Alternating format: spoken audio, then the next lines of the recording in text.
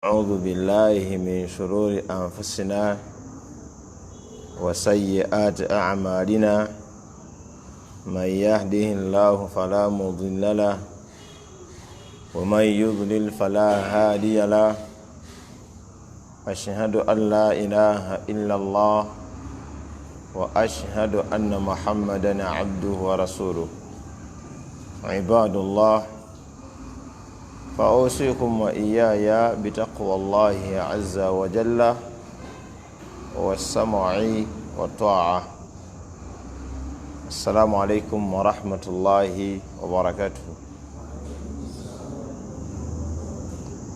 tumutendereza owekitiibwa Allah jalla jalaaluhu awongezezza olunaku luno nga tukyali balamu, nga tukyali basiraamu, nga tukyalina entegeera nti omuntu addako wazze mu masjidi n'asinza Allah subhanahu wa ta'ala, nti omuntu addako wazze neyeeyigiriza eddiini ye egenda omumugasa mu maaso ga Allah subhanahu wa ta'ala. Kyabbeeyi abikola era abigaba ye Allah tabaraka wa ta'ala. Bangi mu byengera bye tulina Allah tabibawadde, obulamu abubajjeeko, obusiraamu abubajjeeko, abalala balamu era basiraamu naye tebajjumbira mirimu nga gino egy'ebbeeyi. Nolwekyo Allah waffe tumwebaza, ffe bakyawadde omukisa ogw'ebinene ebyo. Allah oyo gwe twogerako Rabbul Alamin ye musinzibwa waffe, tewaliiwo kisinzibwa mu butuufu kyonna kitali Allah subhanahu wa ta'ala. Ebingi ebisinzibwa ebitali Allah subhanahu wa ta'ala bisinzibwa mu bukyamu, gamba nga emiti, gamba nga emigga, gamba nga abalongo, bibira, ntaana, emiziro, abafuzi ab'ennono, abakulembeze abateekawo amateeka agawakanya aga Allah. Bingi ebisinzibwa naye byonna nga bisinzibwa mu bukyamu. Omutuufu yekka alina okusinzibwa ye Allahu tabaraka wa ta'ala. Allah affe oyo tumwegayirira ebbanga lyonna asse ebyengera bye n'emirembe ku nabbi waffe Muhammad sallallahu alaihi wasallam. Allah yamutulondera n'amutuwa nga kyakusaasira eri ebitonde byonna. Okumukkiriza nabbi sallallahu alaihi wasallam kyateeka. Okukola eddiini nga bwe yakolanga kyekituweesa empeera mu maaso ga Allah. Omwana wa Adamu yenna buli lwakola eddiini eno ng'ayawukanye ku nkola gye yagikolanga omubaka nabi Muhammad sallallahu alaihi wasallam, fahuwa raddu. Ekyo kyakoze kyonna mu ddiini Allah akimuddiza. Waliwo omuvubuka omu eyakoze eddiini wabula n'agikolera ku kitaawe atasiba zikweya. Taata yakkiriza Allah naye nga tagoberera nabi Muhammad sallallahu alaihi wasallam.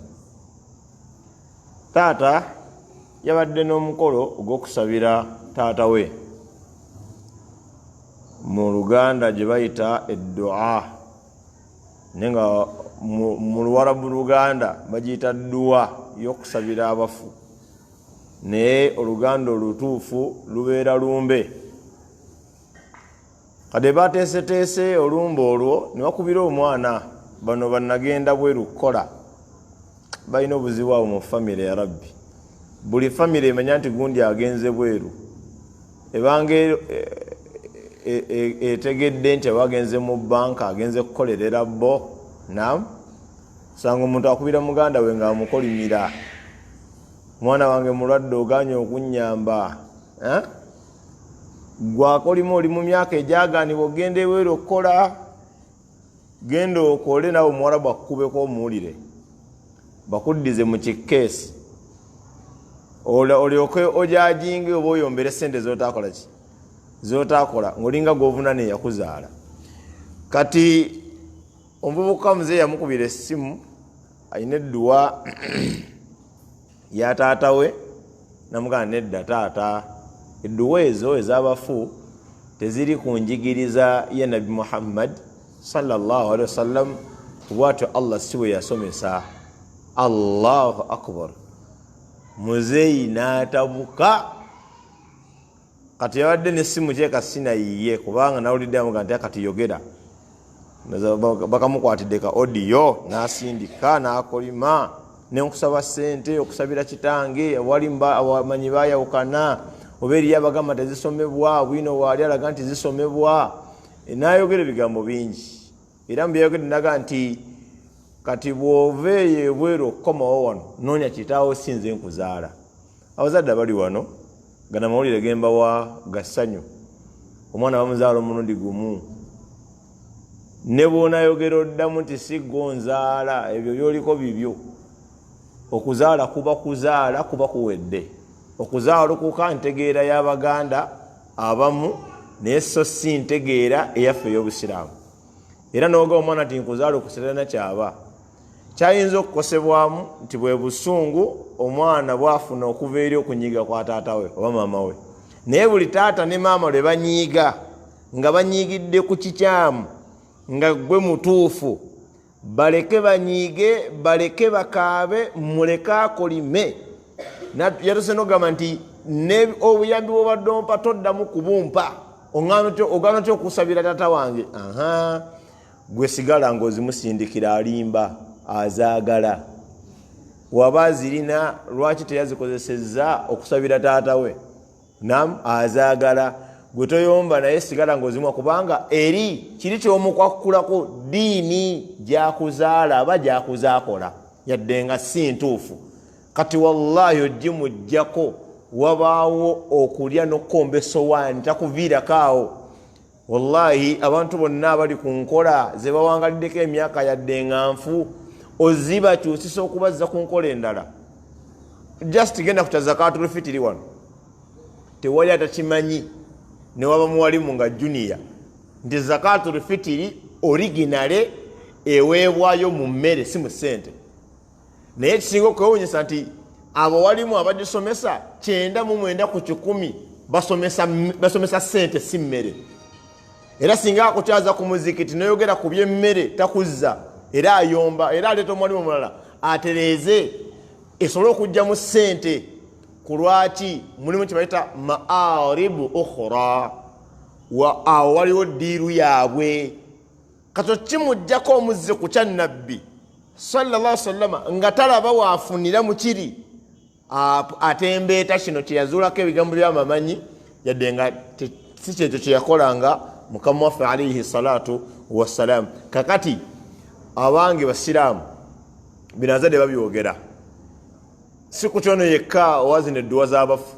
Edduwa z'abafu zo engeri gye bazikolamu si ntuufu eyawukanira ddala ku nsomesa ya Mukama waffe Nabi Muhammad sallallahu alaihi wasallam. Allah yagamba nti wama ataakumur rasul fakhudhuhu wate wagamba kyonna omubaka kyabaleetedde ng'eddiini mukikwate mugifule eddiini yammwe. Wama nahaakum anhu fantahu kyabaganye mukireke. Eddiini yaffe tugijja ku Nabi Muhammad sallallahu alaihi wasallam bwe yalinga asabira abagenzi. Kati kankugereze okusabira ku maama ne taata rabbi ghfirli ay Allah nsonyiwa wali walidayya ne bazadde bange bameka ababiri warhamhuma era obasaasire kama rabbayani saghira nga nabo we bandabirira nga nkyali mwana muto. Mwana omuto talabirikika. Olaba bano bamama baabwe nga basula batunula, abaya akagwawo ne kazuuka ne kakaaba. Buli ssaawa kaba kamutawaanya neerekereza okwebaka ekiro n'akabeerako, neyeebaka emisana oluusi n'obudde bwebaka emisana ne bubula. Alabirira mwana akaabye n'ateebereza oba ayagala kunaaba, n'alwana omwana ono afune saavisi zayagala. Kati omwana wabanga asabira omukadde eddwa eyo nno nassu yaayo erina mu Qur'an, era Allah agisongako ku bannabbi ab'enjawulo nga bakozesanga ebigambo ebyo nga basabira bazadde baabwe. Akyava walimu era ensibuko yayo weeva, wabula bo mbu bakizuula nga kyali kyetaagisaamu n'okusooka okusoma Yaasiini, era ne bakikakasa nti kyali kyetaagisaawo okugabulawo ku mmere, era ne bakisanga nti kyetaagisa okubanga muli wamu, era n'okulonda olunaku nti waba yakafa kati awo ennaku 3 ennaku 4 okulonda olunaku buli mwaka. Ebyo byonna wallahi billahi tallah abawalimu be babiyeeya, si ddiini ya mbaka Nabi Muhammad sallallahu alaihi wasallam. Muzaddewo yeetaaga omusabira buli kaseera, buli lunaku, buli katikitiki, buli wofuna gaapu. Wabanga yafanga musiraamu ng'ogamba ayi Allah nsonyiwa, rabbi gfirli wali walidayya warhamuhuma kama rabbayani saghira. Eyo dduwa nzito ogirabanga ey'okusaaga nnene, naye kati abazadde baffe bakulira ku kyennyume ekyokusabira abantu mu ngeri ya vulugu eyawukanira ddala ku nabbi waffe Muhammad sallallahu alaihi wasallam. Kati obaleetera amazima kuba Allah yagamba nti wa idha qila lahum, obanga obagambye ittabi'u ma anzala Allah, mugoberere Allah byassizza.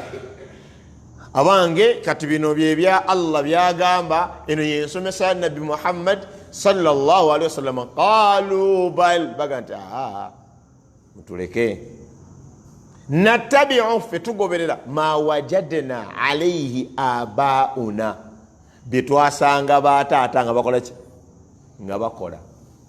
Wallahi kati eyo aya eyogera ku bantu bogamba va ku shiriki, naga nti ono si shiriki, buno buwangwa. Kino kyotugaana kyovumirira mwana wange, oli mwana muto, kino bakitaffe kyetukuze bakola. Era ozaala abalongo yadde oli munaddiini tolina kulekayo kyakubasiba. Mwana wange abalongo si bangu, bameka batabalina. Kati omugamba dda ku kya Allah, agamba nattabi'u ma alfaina alayhi abaana. Bw'omugamba ti munnange okusabira kuno abagenzi abasuufi be bakuleeta wano okwokusoma Yaasiini, Muluku, byonna ebyo bitabo si bya mu ddiini ya Busiraamu, bitabo bya bakamyufu bayabiye. Agamba fe tukuze kino kye bakola. Wallahi agaana, era bw'agaana batera okujjamu olutalo, okuyomba, okolima. Naye tetubagumya nakyo. Omuzadde bw'akolima kituufu Allah anyiiga, era ebimu ku bikolimo ebitayimirira nga kikukubiddwa kyekikolimo omuzadde kyakolimira omwana. Wabula bw'akolima nga gwe mutuufu tekisituka waatuddaawo. Allah yagamba nti omuzadde wa injahadaka, kasitaakulwanyisa litushirika bi, okungattako nze Allah, okunjeemera, ma laysa laka bihi ilmu, nenga byakugamba tebiriko kumanya kuva gyendi nti zina bibagamba babikole, fala tuti'ihuma, tobagonderanga. Balina ranka gye baba wa bazadde. Katonda wawano ku nsi nfu, omuzadde muddu wa Allah, yatuzaala buzaazi naye akwatibwa amateeka. Omuzadde waava ku ddiini ng'omuzadde tumuleka, naye tetumuvuma, tetumukuba, tetumukyawa, tusigala tutuukiriza gyali byatubanja, wabula mu kubanga twerinda obutajeemera Allah Rabbul Alamin, kubanga the ultimate return is to Allah. Okuddayo okwannamaddala nga tuvudde wano, fenna tudda waani? wa Allah subhanahu wa ta'ala. Fenna buli ava wano agenda wa Allah rabbul alamin. Kati baganda bange basiramu, faayo bwokola eddiini eno tujijja kumbaka nabi Muhammad sallallahu alayhi wa sallam. Allah fe yatugamba rabbul alamin mu suratu Baqara, Allah ganti wattaqu yawma turja'una fihi ila Allah. Mutennyo olunaku okweraliikirirako n'okwange kubeere nnyo ku lunaku lwe bagenda okuzzaayo esetimenti erimu eggumba. Si lwogenda okuddayo, si gwagenda okuddayo, bagenda kuzzaayo ila Allah, eri Allah.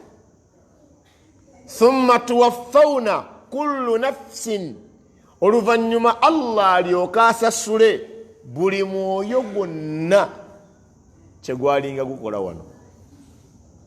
Abalungi abali wano wangaala ng'okimanyi akadde konna ogenda kuddako ewa Allah, ate oluddayo obutaliiko kukomawo. Allah waffe subhanahu wa ta'ala mu suratu Ali Imran aya 15 yagamba nti kullu nafsin dha'iqatul maut wa innama tuwaffawna ujurakum yawmal qiyamah faman zuhziha 'anil nari wa udkhilal jannah faqad faza wa mal hayatud dunya illa mata'ul ghurur. Yagamba Allah jalla jalaluhu kullu nafsin, buli mwoyo gwonna, buli muntu yenna. Zino aya nze zingumya waligo, zino aya zimpa amaanyi, mbanga nafuwa nenfuna amaanyi. Kullu nafsin, buli gwolaba wano munene atya, munamaje, lawyer, engineer, shekhe, pastor oba levirandi, muyaye akuba abantu obutayimbwa, yali mu squad ezikuba abantu amasasi, wamutawaana nnyo ali mu America oba atudde China, alabika mu Russia, sajja w'amaanyi, bola mulimi atugana emisota antalina muggo gonna. Allah yagamba nti kullu nafsin, gwe tofaayo, buli yenna gw'okubako amaaso nga muntu negootalabangako ng'olowoozako mulowoozi nti eriyo omuntu wati ne bwati mu nsi, wabanga ayina omwoyo. Allah yagamba dha'iqa, gugenda kukombezebwa, tegugenda kulya kukombako, kubanga Allah waba atutta atujjamu myoyo. Bwakujjamu omwoyo kano kakulu, bwakujjamu omwoyo n'abalekerawo ennyama, agujjamu atya?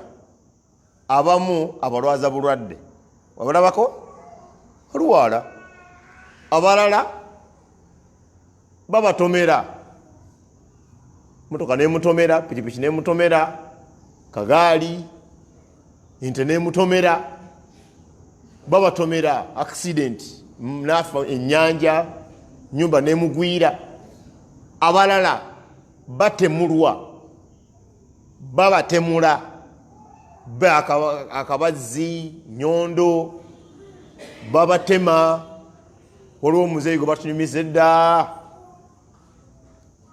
oyo amumanyi gwe batematema. Omutegedde saa kwogera mannya gabantu kwa kati family zabirabira okubizza banakuwala ebunyiri buyamumanyi, bamuteega era abakola omulimu gw'okutta abantu balina bye basikira. Nokati Allah atuyamba agenda mala abakwateko inshallah, sawallah olunaku olutuuke nga tuli ku saidi gyayagala. Bamuteega zali sawa ndowooza nga 2 ne bamutematema buli katundu ku mubiri gwe nga balinga abatema empuuta, ne bamutematema yenna, ne bakakasa nti ne bagamba mupanga na supagulu oba gaamu tasobola kuddawo okukola mulambo. Kazeriyo abantu abatemulwa, olwabakubwa amasasi babatema n'amajambiya babawa obutwa waliwo abantu abafa ebitategeerekese gye tuli genezuuka ku makya omuntu yabadde mulamu nakolaki naafa kyebayita ekibwatukira kati okwo okufa kwonna Allah abajjeemu mwoyo n'agutwala n'atulekera ennyama ne tugibika nga tigundi yafudde ne tukwata ennyama y'omwagalwa waffe ono olw'okuba takyalimu mugaso omukono tegukyatambula nga abadde agutambuza takyalaba takyayogera Allah musirisizza ne tukkaanya ne Allah kyalikoze nti waye Allah obanga agezi ne tukwata ennyama ne tugiziika bwe tumala okuziika ennyama eno nga Allah aleeta omwoyo ng'aguzzaamu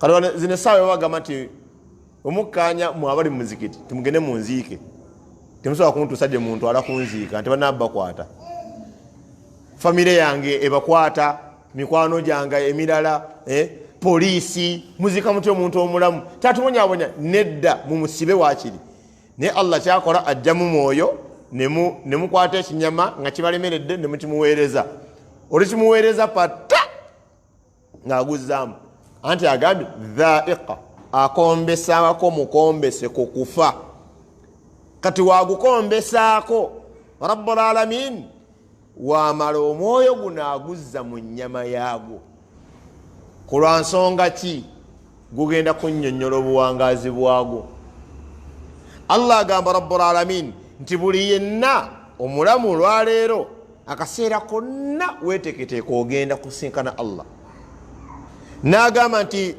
wetunaamala okusinkana Allah thumma tuwaffawna ujurakum yawma alqiyama oluvannyuma tubawe empeera yammwe ku lunaku lw'enkomerero yagamba Allah faman zuhziha ani nnar Allah gwanaawugula okuwugula wano kyenyinza okuweerako ekifaananyi ekyokulabirako muyinza oba mbadde mutambula munno n'akyuka n'atunamega n'alaba emmotoka ng'ebatuuseeko n'akusika okujja mu kkubo emmotoka neeyita wennyini w'obadde nga Allah akuwugudde buwuguzi kusikambula kutaasa kufa ka Allah gwanaataasa n'amuyisa ku lugwanyu olwa jahannamu n'amuyingiza ejjana faqad faaz agenda bba yeesiimye kubanga wetumala okuva mu bulamu buno obw'ensi eriyo ebifo bibiri wetukkalira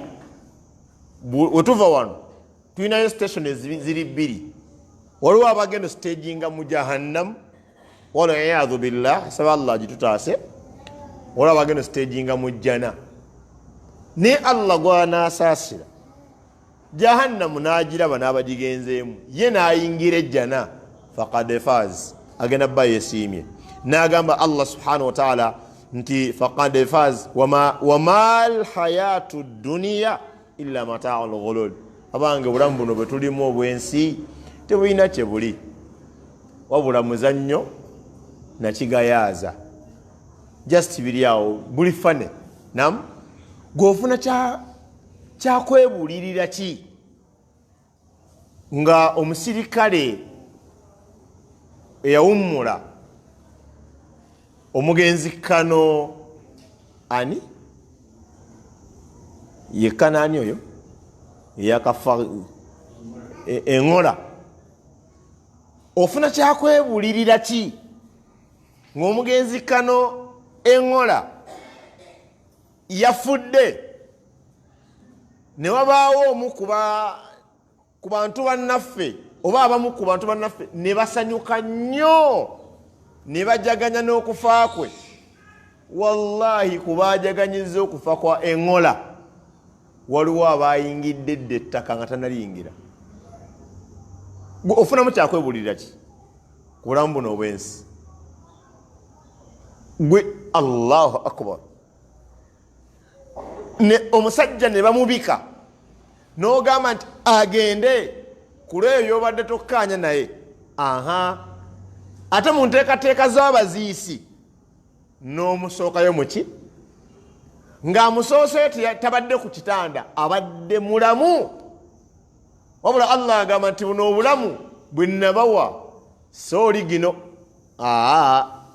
nabawaayo kaseera buseera mwenna mujja gye ndi era weebuulirira kino ekyo Allah kye yakoze okwata eyabadde amookinze okufa kw'engola n'amusookayo mu ttaka engola naye agenda mu ttaka golowooza eyasse eyamookinze naam oyinza obba ogamba kubaka tujuga teyategerekese yamusse oyinza obba okyaliawo mu nnaku 2-3 wallahi naye nga Allah amugjeemu omwoyo ng'olabira ddala kiri fane omuntu alina endowooza ekwata ejjambiya ekwata obutwa ekwata emmundu ate muntu munne ng'amulanga bulamu buno mata'ul ghulul obwekiseera obuseera nga naawe atta tonnaba kulabako mu fayiro nti mbuzayo ebbanga ki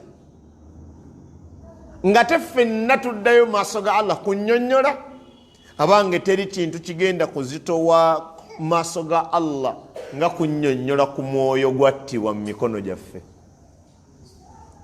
omuntu nga yafa nga gwe sababu Allahu akbar abanga abali wano tubeere n'eddembe ku mitima temwessaamu miguwa temudduka mu ggwanga okufa si nteekateeka y'abatta be mulaba batta si balina enteekateeka y'abanaafa n'abataakole ki n'abataafe enteekateeka eri mikono gya Allah kati mu ggwanga kaŋŋambe mu gwokuna n'ogwokutaano gwe tulimu mwakafaamu abafu ab'embeera ezo ez'obulumbaganyi betutegedde ku national level si 3 si bikyamya gobeera ku mawulire gwo manyi omusirikale yabadde akuuma minisita ne minisita ne isima abafu abayatiikiridde nga batemuddwa butemulwa nam kati tumanyiko 3 naye gwe omanyi abantu abaziikibwa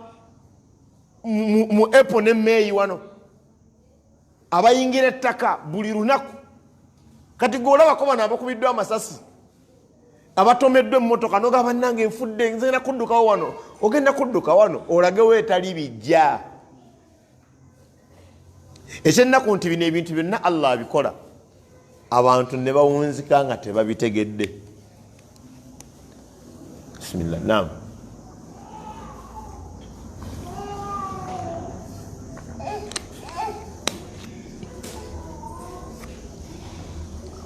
Allah Rabbul Alamin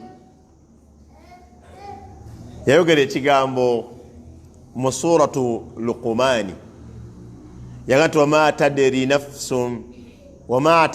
nafsun madha taksibu ghada omwoyo tegumanyi gugenda kukola kyenkya programu y'enkya neya salatu ishai tulabanga etuuse abanagisaala n'abatagisaali abanatuuka mu swala munda n'abatatuuke tewali kufa akimanyi gojja sina programu ega nti nyina saala ishai naye eyo enteekateeka kuffe tekuliika gimanyi okujjako Allah subhanahu wa ta'ala Allah n'agamba nti wama tadri nafsun bi ayi ardhin tamut era tewaliiwo mwoyo gonna gumanyi ngenda fiira mu kifo kino tewali amanyi ffe tukola olugezigezi nga okufa kumaze kutuukawo kale singa teyagenze wano kale singa teyakoze bwati kale namugambe talinnya motoka eyo ebyo byemwogera lwaki temubigamba abalamu nga nti gundi togenda mbalala omanyi togenda gundi tolya kino bimala bbaawo netuleeta amaloboozi agawakanya Allah kyakoze eki Allah kyaleese naye ku ffenna abali wano mikwano gyange tewali amanyi wagenda kufiira okujjako Allah ate wogenda ofiira ojja kwetwalawo onaagaana bajja kukutwalawo oteekwa otuukawo oba otambula kimanye olugendo lotambula luliko webakuweera certificate ey'okutambulakwo omwana ayingira mu nassale ng'ayinayo top class nga timumaze nassale nayingira primary ayinayo P7 nayingira secondary ayinayo senior 6 avudde mu A-level nagenda ku university ayinayo omwaka mwagenda okukolera ebigezo amala okusoma n'obulamu bwe tukola bwe tulina Allah yabukola nga bulina we tulina obukomekkereza kwe kufa omuntu omutuufu tatya kufa wabula akwetegekera. Omuntuufu tatya kufa yeteekerateekera okufa, ateekateeka byagenda okwanjula eri Allah. Okufa kuno temukunyiigira, eyo nteekateeka ya Allah, ate wallahi nnungi. Abasajja bano haji abatunze limbo bagagga banno batunze limbo yaffe mwenna bagagga yabeera mu ddiiru ezo. Kakati nze Sulaimaani eddiiru bagimpa, eddiiru esooka mu miliyoni 2-3 bagimpe nja kugwa eddalu.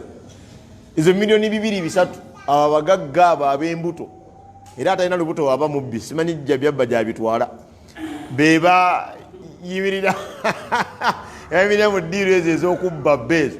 Kakati abatunda abafu baffe abasiraamu ab'embalala ne batuuka n'okusiguukululayo amagumba gaabwe ne bakasuka ng'ag'ensolo. Lwaki toleka Allah, lwaki tokkanya ne Allah okufa kubeerewo, abantu abo bafune obwenkanya? Kubanga bwe bava wano badda wa Allah bannyonnyole buli gwolaba alina kyakoze wano nga kikolobero. Tebanzi ngamba nnyo abantu bakukola ekibi, saba Allah akusobozese gwe okukola ekirungi, otuuke yawmal qiyama nga gwe abanja nga tebakubanja, otuuke ku ssaawa y'enkomerero nga gwe obanja nga si gwe gwe babanja. Allah agenda tubanjizaako. Bano abantu abatta bantu bannaabwe, okufa okuyitira ku bantu abalala ne kutuuka ku bannaabwe ne bakuba amasasi, tomere emotoka mugenderevu, babawadde obutwa, babakubye empiso, bakoze byonna ebitta abantu butayimbwa. Yawmal qiyama egenda bitereeza, ffenna tugenda kuyimirira mu maaso ga Allah. Allah alyoka abuuze akana n'akataano. Allah subhanahu wa ta'ala musaba ate okumutegeera, tugende okufa nga Allah tumutegedde Rabbul Alamin, nga tuli mu baddu abagenda okwesiima. Allah yagamba fa idha jaa ajaluhum, ajali bwebeekoze eki ezze noli yeebase, tamanyi nti okufa muganda wa okwebaka muganda wa kufa. Owegezaagezaamu nze okwagala ozukka nga boolaba tobategeera. Abasajja abali mu ssanda kandi ate batulindiruda. Kakati Allah agamba fa idha jaa ajaluhum, ajali okugera kwa Allah eri buli muntu bwekuba kumaze okujja, la yastakhiruna sa'atan wala yastaqdimun, tekubaako kukeerewa nti yandibadde yagenze misana kati bamukimye kiro. Wala yastaqdimun, ate tekukeerewa nti bakututtereeti ate tebakukeera nti obadde okyali.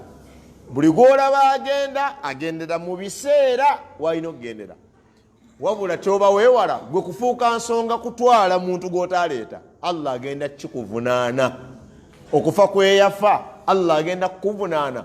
Ono yafa atya mu mikono gyo.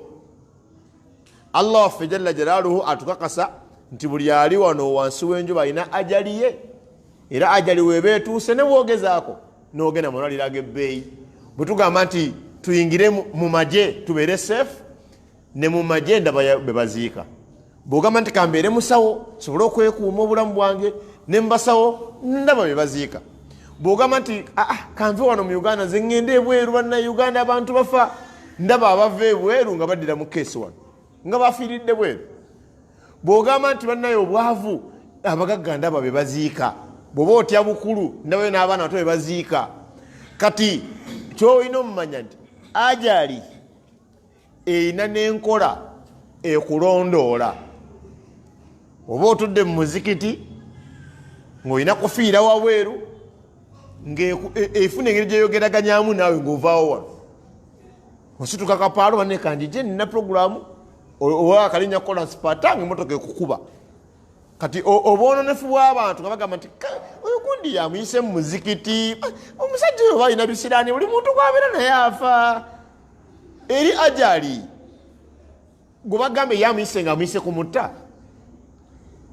Olaba omuntu olaba banantu be batemula abamu lwe bamutemudde si lwe luba lusoose okwagala omutta. Bamanyi n'ogezaako ne bigaana nga gwe tomanyi nga Allah abikutulira ebbali. Oluusi Allah n'akukuumira ddala ono abadde ayagala okutta n'amutta, puroguramu neggwa nga tomanyi. Wabula lwe bamussera ogamba nti kale bamusse nga akyali mwana muto, gomanye emirundi emeka gyasimattuse okufa nga Allah amuleseewo atuuke ku kiseera Allah kye yamugerera. Tewaliiwo afa nga muto oba nga mukulu. Enjawulo yokka mu kufaako n'okwange byogenda kwanjula mu maaso ga Allah. Olaba wano wendi muli mutima nzikiriza ti newemba nfiiridde wano falhamdulillah. Allah musinza yekka, nze sisamira, siina jjembe lyonna, siina balongo bonna, nze ndi musiraamu, saagala kumanya. Kati nina essuubi nti Allah ne waaba nzijuludde falhamdulillah. Ate naawe olina by'oyinza okkaabirako nti Allah musaasire, abadde nga asomesa ddarasa, abadde nga akola bwati, alabirira famire ye, n'eriyo omuntu ayinza okufa ne bakwasa omuzindaalo n'oyagala omusabireko. Eriyo omuntu ayinza okufa ne bakwasa omuzindaalo azi n'oyagala omwogereko. Kuba ssebo omuntu nga bakwadde omuzindaalo ku mukolo gwe ogw'okufa, olina fuba laba nti omwogerako birungi era nga bituufu. N'eriyo omuntu akulema okwogerako, kati bona omwogereko ki? Onaakona ku kyesswala nga tewali muzikiti gumumanyi. Gomanyi abanene abali mu Karagi wano, bamemba ba paramenti, ba RDC, ba Giso, njogera ku basiraamu, ba Dokita, ba HM, nga banene mu ggwanga, nenga wallahi mizikiti tegibamanyi. Wallahi nga bakwasa omuzindaalo nga imam omwogereko ku saidi ya Allah n'obula kyogenda omwogerako. Wabula n'obigattagatta nti abadde musajja mutya Katonda ng'afaayo eri eddiini era Allah muwummuza emirembe. Onoonya kyoyinza omwogerako ekiri specific nti abadde nga aweerera abaana bamulekwa nekikubula, nti abadde nga tava ku sala ya jamaa. Abantu abasinga wano era Allah akunyweze mukadde wange, wallahi abali emyaka gyo tebasala jamaa ddala ya subuhi. Ensonga gye bawa nti abatemu, naye bwana nti abatemu eyo bw'amanya nti puroguramu y'okusasula ettaka yakumakya nnyo ssaawa 11 naye muzeeyi gwe tujja kugirayo ezizo okuba ewa nti obudde nti owaayi eriyo afa nga tannatuuka, nja kujja neesayiningira ejjuma nkumanyi. Wallahi ku kyettaka ateekawo excuse eraga nti teri afa nga tannatuuka, ajja asayininga ettaka. Lwavudde ku mbaga ya muwala we Embaale n'atuuka wano ku muzikiti ku saa 8 ogw'ekiro, asala amagezi agayita mu kasiko kaati akatuuka ewaka. Era bamugamba nti gwe wandigenze mu mmotoka eri esooka ojja tuuka kiro, ndeka kyanyumirwa wali wange nja kufuna engeri gye ntuuka. Ku mbaga alina engeri gy'atuuka ewaka, naye ku ibadaati ng'alaga nti abatemu bajja kunzita abange basiraamu abali wano. Okufaako kufulira kuli colorful, kuli unique.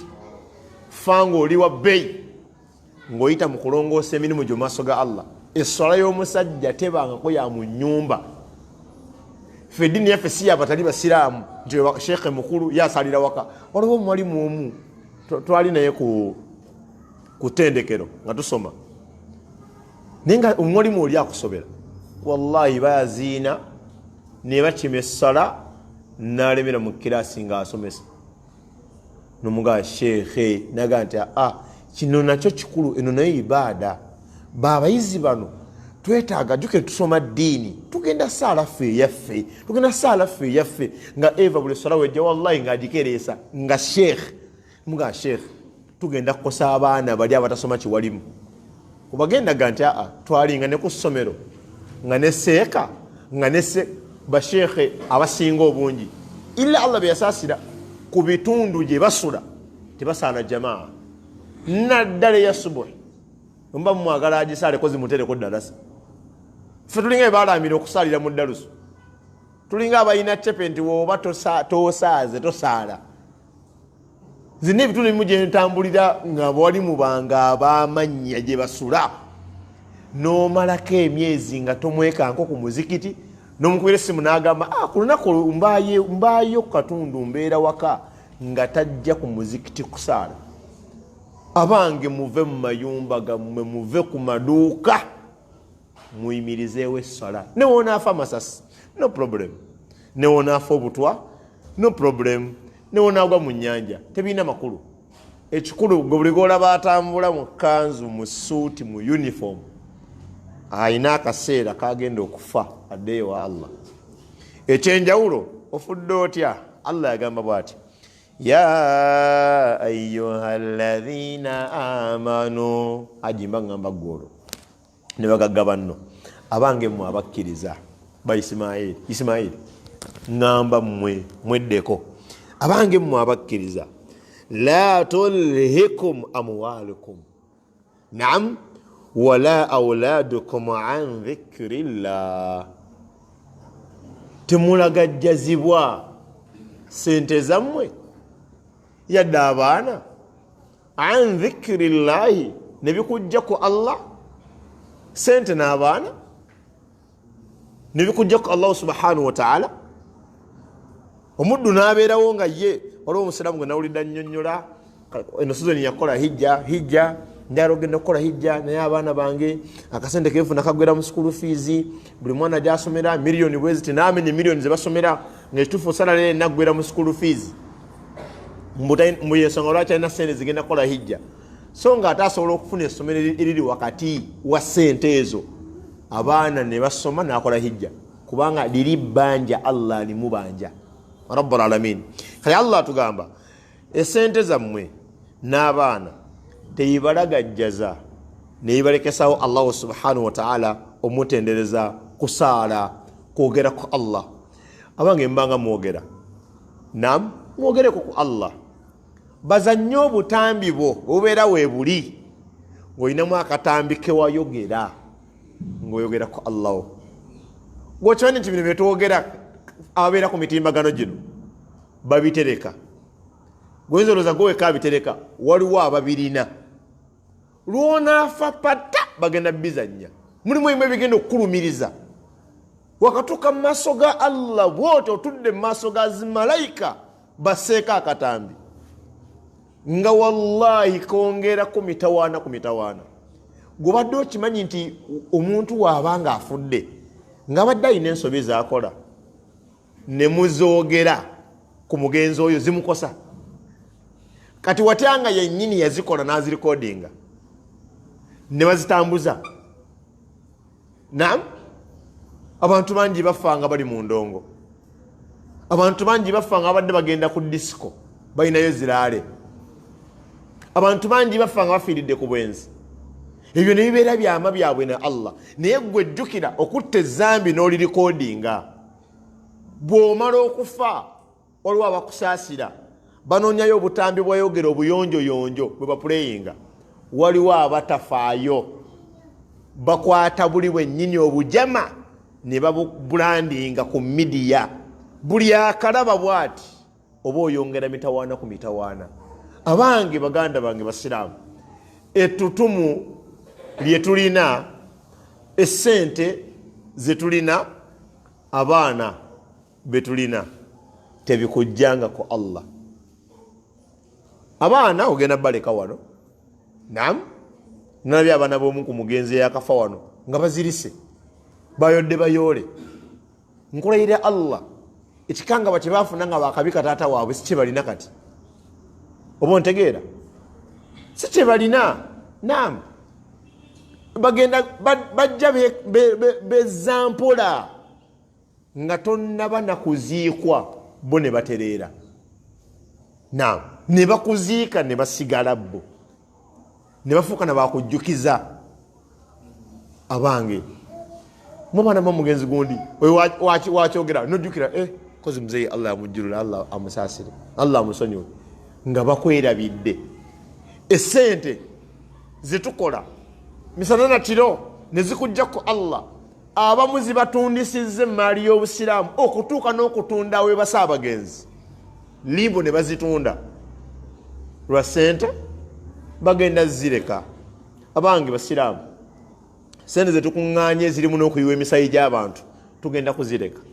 Olowooza bano bakwata emmundu ne batta bannaabwe bamuwa sente nnyingi, bayinza omuwa emitwalo 15, kati genda omunzitire mitwalo 22 munzitire bukadde 5, naye sente zonna z'okuŋŋaanya tezikuggyako Allah. Ekyo kyokola kikontana ne Allah wo, ogenda zireka wano.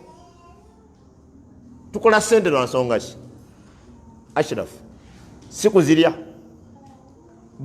Kati oba ofuna emitwalo 5 olunaku, ng'omusajja afuna emiliyoni 10 olunaku, kale n'emiliyoni 5 olunaku, bwe mugenda okulya emmere nga mwenna mulidde mu kilasi y'emu, olw'okumwali olusiniya emiliyoni 10 bamuwe olusiniya, emitwalo 5 bamuwe seppiki, la sowaani.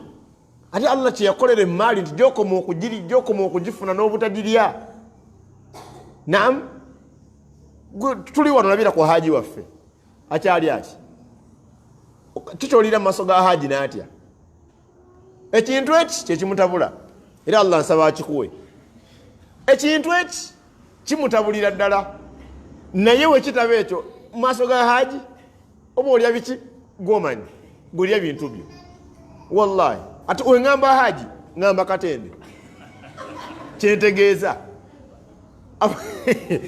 abasajja weebali nga takyatya kika kya mmere kyoleese ye ayina ekimutabula eki. Allahu akbar. Kati sente tuzikuŋŋaanya obe ne biliyoni ku akawunti olyenga lusiniya. Ekyokubiri, oyagala buli tawuni obeeremu ne apartment, osobola ozebakamu zonna, tosobola. N'ennyumba yennyini gy'osolamu sona 5-star hotel nga yennyumba yo oyinako kalumu weebaka. Simanyi oba abantu balina amagezi agafumitiza ku bintu ebyo.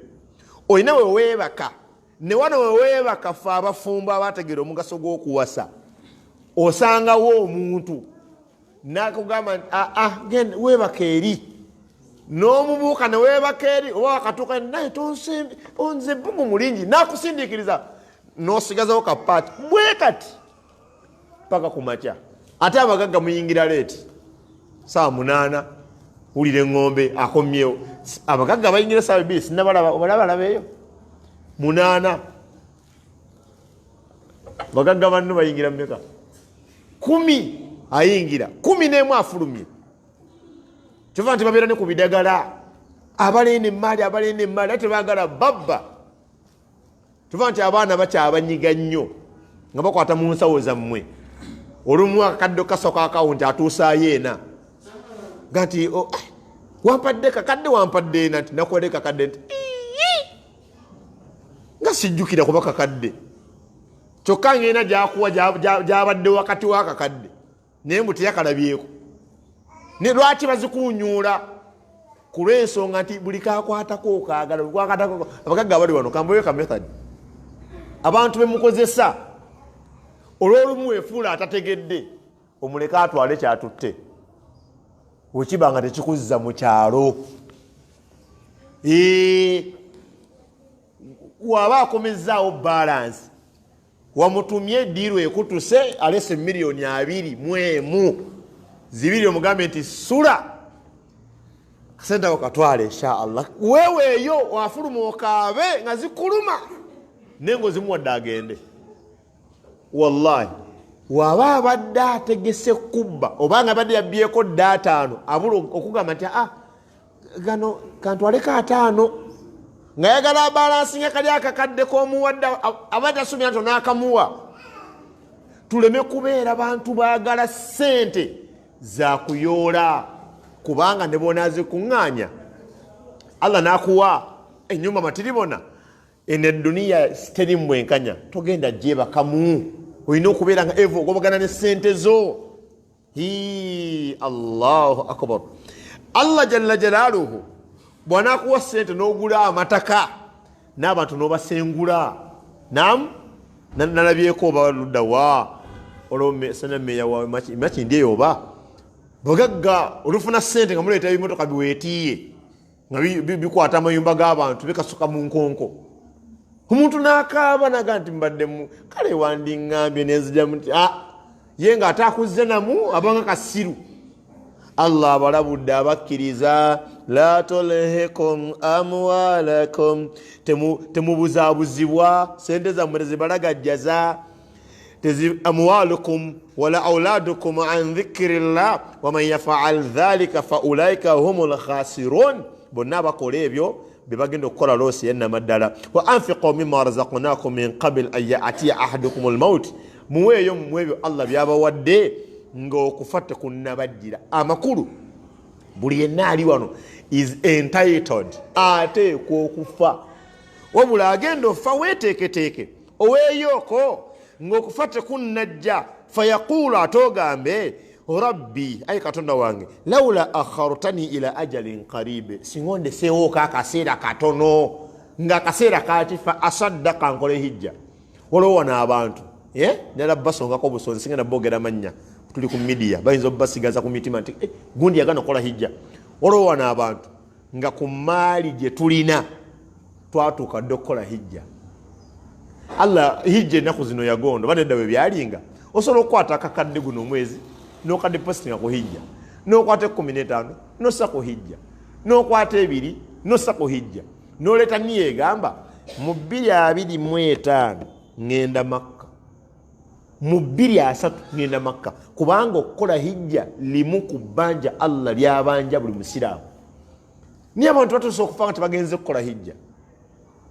Kati agenda tuka okufa agambe Allah nti lawla akhartani, ndekaawoko Allah fa asaddaqa, nyongeze ku mirimu, nyongere okupakasaayo. Alaba hijja emutaasa, wallahi nga tagikoze.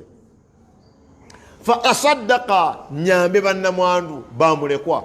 Nga Allah amugamba nze wemba ndeese okufa singa walan yuakhira Allahu nafsa, nze sikeere ya mwoyo gonna idha jaa ajaluha, wembanga ntuusiza okufa kwago. Wallahu khabirun bima ta'malun, byemukola byonna wekitiibwa Allah subhanahu wa ta'ala abikola ki? Abimanyi. So baganda bange abalungi, mu bye tulina okwetegekera nessekwetegekera yenna kyekibambulira ekyokufa, ekyo Allah kyazze atomeza abatukulembera abalongoofu n'aboonoonyi. Okufa Allah yakukola nga kyambalo. Omuganda yakiyita sekiriba kya ttaka, mpaawo atali kyambala. Okufa buli muntu agenda fa, naye okufa okusinga okuluma era nze bambikira abantu mbakategorizinga mu mbeera 2 eziri physical nze byentegeera.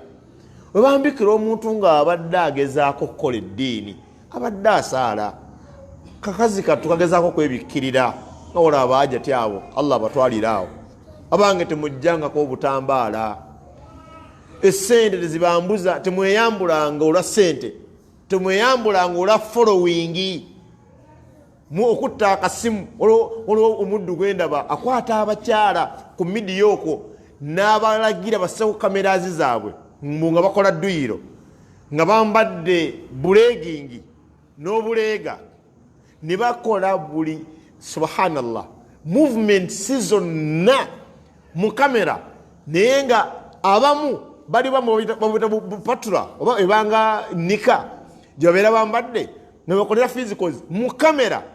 Ebyo ebintu biri recorded ku physical cameras zetulina, biri recorded mu maaso ga Allah. Allahu akbar. Ebyo byokola ate weewuunya abamu balabanga n'abasiraamu omusanga ebweru ng'ayambadde bulungi, kati masha Allah n'akwata essimu n'ayikwata ekisenge kye n'akyambula nga buli ate bannanga abaana bagenzeeko ebweru abo. Nze nali mmanyi omuntu watuuka mu kifo ekyaba shapu nkyafuuka shapu. Waliwo abatuuka mu bifo ebyaba shapu aye nafuuka omita batya atali shapu nabeerani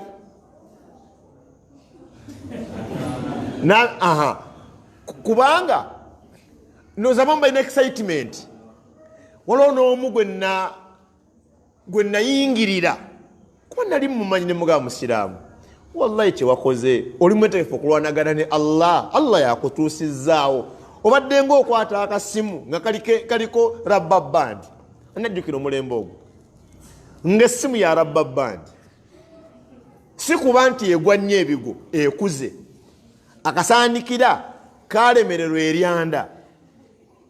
eryanda lyekandagana ne lizimba akasaanikira ne kakutuka obukondo n'okwata rabba band nti ojja kuweereza osaaga n'ossaako rabba band allah n'akuyamba n'akusitula n'akussa ku nnyonyi yadde ekikumi kyo n'otuuka ebweru n'olaba nga allah kyolina mumusasula kweyambula nagamba seeka neeyambuliddewa nimugamba siraamu genda ku facebook yo wallahi nagamba seeka kyogamba abantu bonna babiraba nimugamba olina amagezi kati nze mbirabye ntya nagamba seeka nsaba kumusonyiwa nze mbadde simanyi nga mmanyi biri ku simu yange abamu bali mu maalo tamanyi nti kyakola ensi yonna emutunuulidde ku lwaki yalaba omufiripayini ng'akikola yalaba omumerika ng'akikola yalaba omungereza ng'akikola abafiripayini bangereza bajapani banyarwanda bajaluwo baganda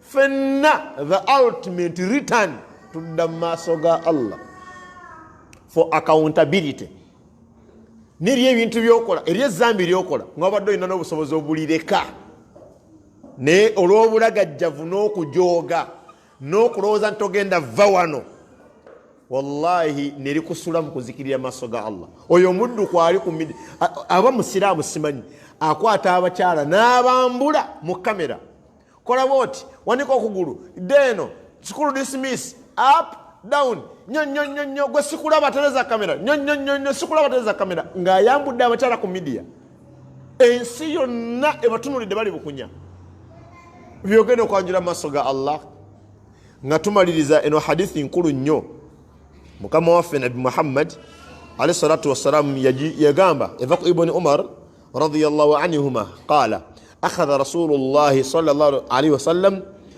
biminkabayhi faqal yamukwata ku byebegabega n'agamba kun fi dunya kaannaka gharibun aw abiru sabil yamugamba nti beera ku nsi ng'olinga omugenyi oba ng'olinga omuntu asala ekkubo kun fi dunya beera wano wetuli ku duniya wano kaannaka ng'olinga beera ku nsi wano ng'olinga ghalibun omugenyi nga wala omuntu nam azze mu katundu kano talina kyamanyi n'abuuza bannange ebiigo biruddawa yebanaye ekibula kiriwa malesaba ku Qur'ani basireka luddawa nga buli kimu abuuza bubuuza era kyamala kyazawe yakijje bamulaga ebiigo tagenda ate ku neighborhood akomeye bamugambye ebiigo ng'akimanyi wano si wange ekizibu kyetwafuna n'olaba nga bamu batta bannaabwe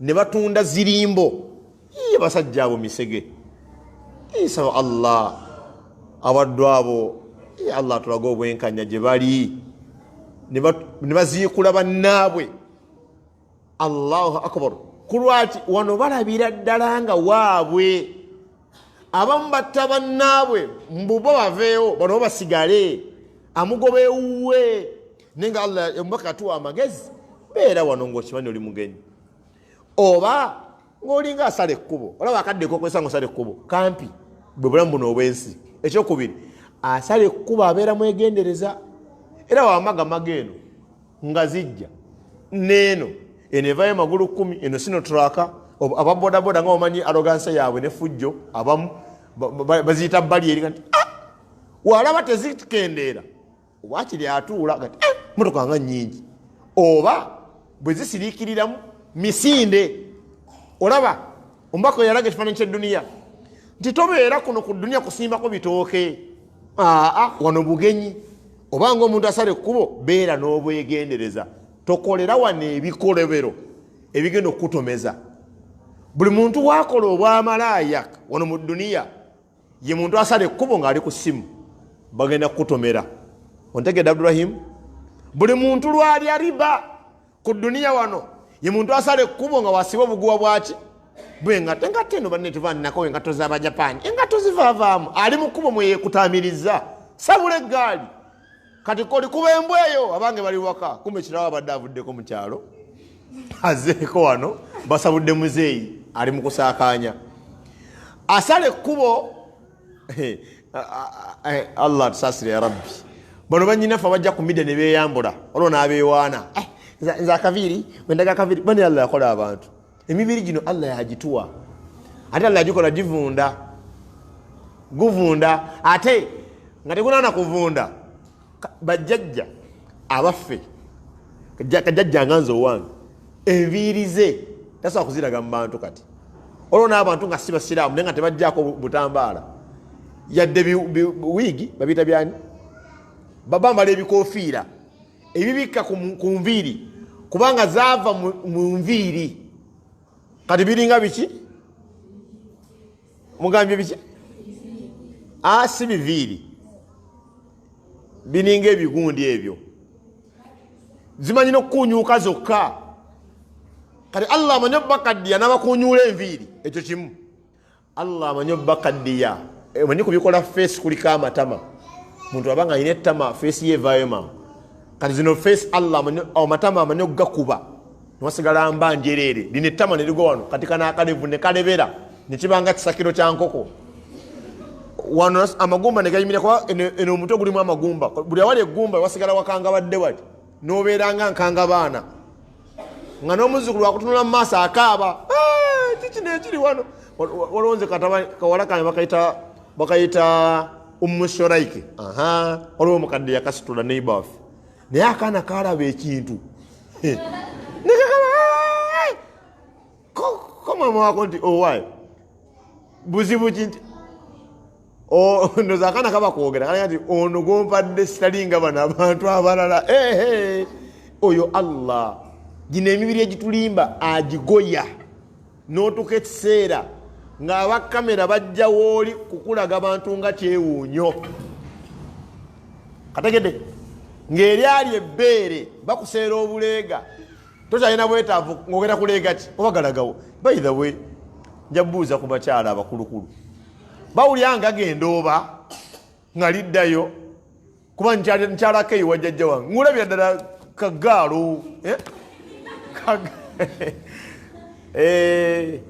ebitwewaanya ebimu yebyo ebimu ebyeduniya byakaseera ebyaddala biri mu maaso ga Allah yenna Allah gwalina kyawadde kikozese kusinza Allah akuwadde mumwa yogera nga teweewaana aya egamba nti wala tamshi fil ardi maraha jimpeeka amatini gaayo oba oginako obusobozi Lukumani nga yogerako ne mutabani we abakyala Allah abawa obubina ne batufuukira ekizibu Allah abawa obubina ne bafuuka ekizibu n'abawa ebbeere ne bafuuka ekizibu gamanyi nobawooninga nti biweddeko n'alikakaliddeko omusanga wansi eneriyo bateekayo babiki njafunayo omukyalo w'amazima mbuulire kyekibeera wansi w'amabeere g'abakyala abakulu kuba balinga gye bagawagikamu neriddamu kumba alimba era nga bemwekanga batiya gasi nadduka